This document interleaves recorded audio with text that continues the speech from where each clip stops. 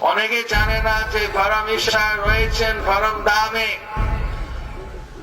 সেখানে উনি সিংহাসনে বসে আছেন, তার শক্তির সাথে বহু শক্তি রয়েছে। তো তিনি আসতে পারেন এখানে। একজন আমাকে,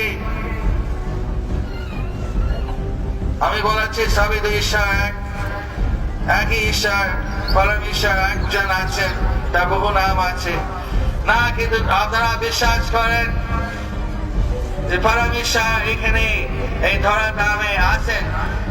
উনি আসতে পারেন না, আসতে পারেন না।